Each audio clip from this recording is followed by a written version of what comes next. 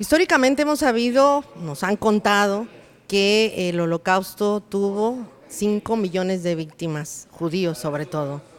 Las últimas investigaciones que ha emanado del Museo de Washington, del Museo del Holocausto, ahora habla que pudieron ser de 15 a 20 millones. Y ahora sabemos que había incluso latinoamericanos, que había gitanos, que había homosexuales, húngaros y demás.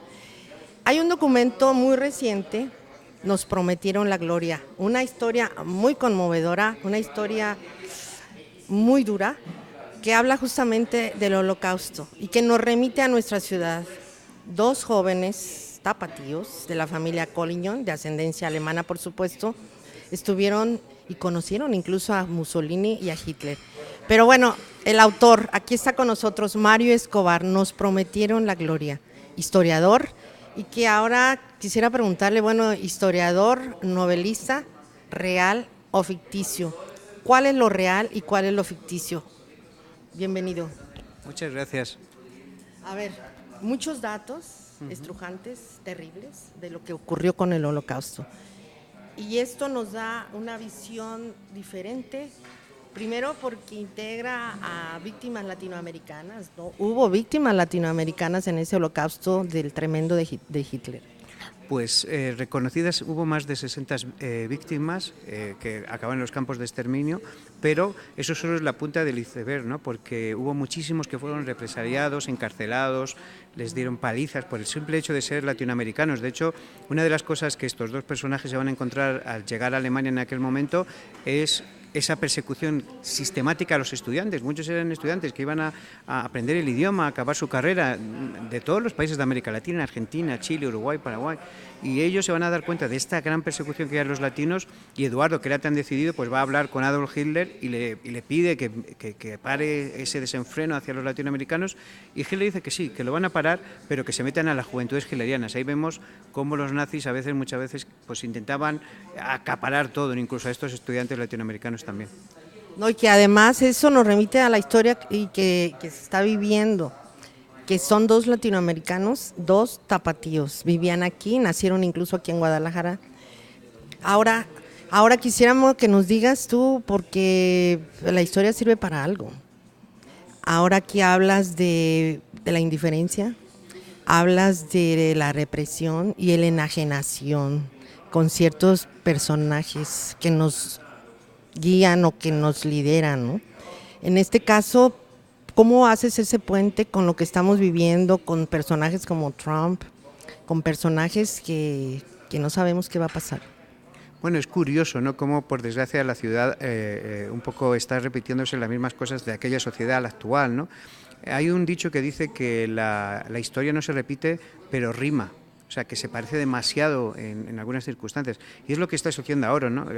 No solo en Estados Unidos con Donald Trump, que ha buscado a los latinoamericanos, a los hispanoamericanos, como chivo expiatorio para toda esa frustración de la clase media norteamericana, sino vemos qué está pasando en Europa, ¿no? Italia, con la extrema derecha y la extrema izquierda, que se ha unido para también echar a los inmigrantes, ¿no? Y vemos que hay un aumento de la xenofobia, el racismo. Alemania. Sí, Alemania. Cuando yo estaba investigando el libro, había ganado en muchos de los estados federales, estaba ganando la extrema derecha, partidos neonazis que están volviendo al poder en Alemania, ¿no? Vemos que esa oleada de populismo está llegando a todas partes, ¿no? Porque la gente lo acepta, eso es lo que... Sí, porque hay una mezcla de miedo al futuro, incertidumbre, y luego también hay líderes que prometen, ¿no? La gloria, como dice la novela, ¿no? Sí, que dicen que van a acabar con las desigualdades, que van a mejorar la educación, van a mejorarlo todo, pero hay que estar siempre vigilantes y ser críticos, ¿no?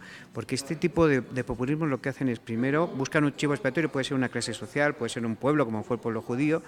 Luego intentan poco a poco ir controlando los medios de comunicación, que no haya nada que les sea como contrapeso, ¿no? Para todo lo que sus actuaciones, y vemos casos de los dos lados, ¿no? La extrema derecha, como decíamos, por ejemplo en Italia, pero también la extrema izquierda en Venezuela, ¿no? Como al final este tipo de... Sí, no, y además suelen ser líderes carismáticos que todo el mundo, como hay un fanatismo hacia ellos, la gente es incapaz de ser crítica y de ver los defectos, las cosas que se están equivocando. Y también se aprovechan de que hay una crisis en la democracia. Es verdad que la democracia necesita regenerarse, que la corrupción tiene que acabar, que los pueblos tienen que tomar más conciencia de sí mismos, pero sobre todo para mejorar como personas, porque al final no podemos cambiar la sociedad a través de los políticos, sino cuando cada uno de nosotros como ciudadanos somos capaces de poner de nuestra parte, de ser buenos ciudadanos, de ser cívicos, de pagar nuestros impuestos, porque al final los políticos nunca van a cambiar las cosas, es el ciudadano.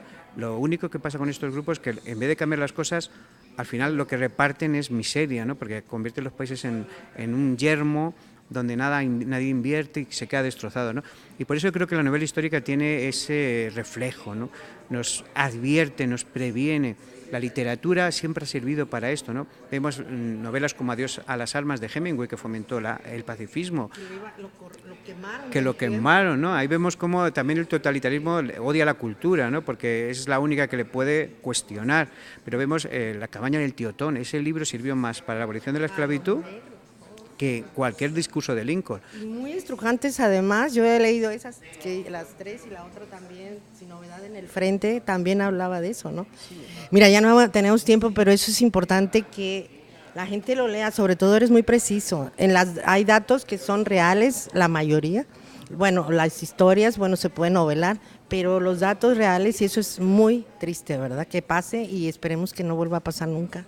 Pues la verdad es que sí, además tengo la costumbre como historiador de poner al final lo que es real y de lo que es ficción, porque yo quiero que la gente sepa lo que es real, ¿no? Y además es una historia tan de Guadalajara, porque el periodista que me la contó, pues me dio un gran regalo, ¿no? Cuando me contó la historia de su familia, esta familia de aquí, de Jalisco, de Guadalajara, y de cómo dos mexicanos fueron protagonistas también de la historia y testigos privilegiados de lo que estaba pasando, y es un testimonio para ellos también, ¿no? De que México estuvo mucho más cerca de lo que creemos de la Segunda Guerra Mundial y cómo influyeron esas ideas europeas en toda América Latina, que luego supuso un montón de dictaduras muy sangrientas, y cómo hubo nazis que se erradicaron aquí para ser los servicios secretos de estos dictadores, hicieron tanto daño. Por todo lo que pasa en Europa al final repercute aquí y viceversa, y por eso tenemos que estar atentos para que no volvamos a caer en el mismo error.